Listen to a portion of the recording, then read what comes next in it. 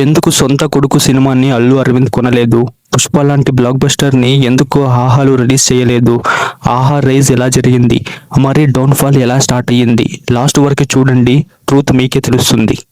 Hello everyone, welcome to my channel. నేను అజ్ఞాతవాసి. ఈరోజు మన topic rise and downfall of Telugu OTT platform ఆహా.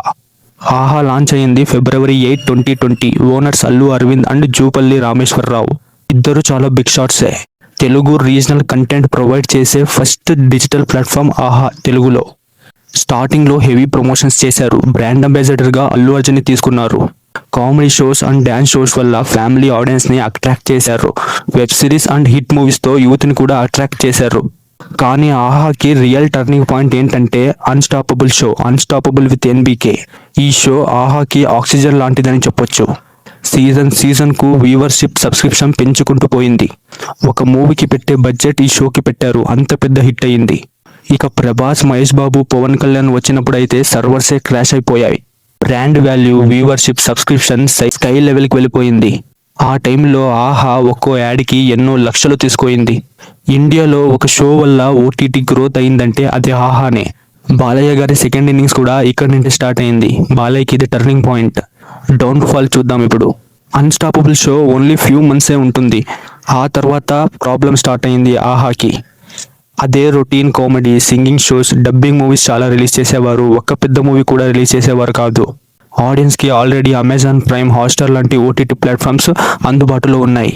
Same అమౌంట్కి చాలా డిఫరెంట్ కంటెంట్ ప్రొవైడ్ చేస్తారు వాళ్ళు.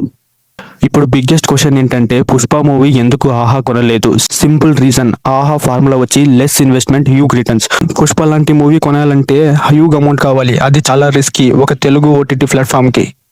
ఓనర్ అల్లు అరవింద్ అయినా వ్యాపారమే, కొడుకే. అండ్ పుష్ప ప్రొడ్యూసర్స్కి తెలుసు ఆహాకి అంత రీచ్ ఉండదని. పెద్ద నెగిటివిటీ ఏంటంటే బెట్టింగ్ యాప్ ప్రమోషన్. అవును, ఆహా బెట్టింగ్ యాప్ని చాలా బాగా ప్రమోట్ చేసేది.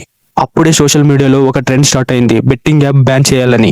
యూత్ అండ్ ఇన్ఫ్లుయెన్సర్స్ చాలా బాగా ప్రమోట్ చేశారు బెట్టింగ్ యాప్ బ్యాన్ చేయాలని. అప్పటికే ఆహా చాలా బెట్టింగ్ యాప్ని ప్రమోట్ చేసేది.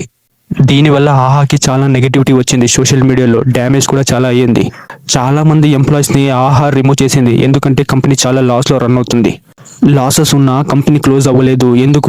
ఎందుకంటే ఆహా దగ్గర యూజర్ డేటా ఉంది. తెలుగు మార్కెట్లో కొంచెం స్ట్రాంగ్ బేస్ ఉంది. అమెజాన్ ప్రైమ్, హాట్స్టార్ లాంటి బిగ్ ప్లేయర్స్ సౌత్లో ఎక్స్పెండ్ అవ్వాలంటే రీజనల్ బేస్ కావాలి. ఫ్యూచర్లో ఆహాని హై వాల్యుయేషన్కి కొనడం కూడా పాసిబులే. ఆహా స్టోరీ మనకి చెప్పేది ఏంటంటే కంటెంట్ ఉంటే గ్రోత్ ఫాస్ట్గా ఉంటుంది. కన్సిస్టెన్సీ లేకపోతే డౌన్ఫాల్ కూడా చాలా ఫాస్ట్గానే ఉంటుంది. సింగిల్ షో మీద డిపెండ్ అయితే చాలా రిస్క్. మళ్ళీ కమ్బ్యాక్ పాసిబుల్లా టైం డిసైడ్ చేస్తుంది. ఇక్కడి దాకా వచ్చారనుకుంటే వీడియో నచ్చిందని అనుకుంటా. వీడియో నచ్చితే లైక్ అండ్ సబ్స్క్రైబ్ చేయండి. Thank you. మళ్ళీ కలుద్దాం కొత్త టాపిక్తో.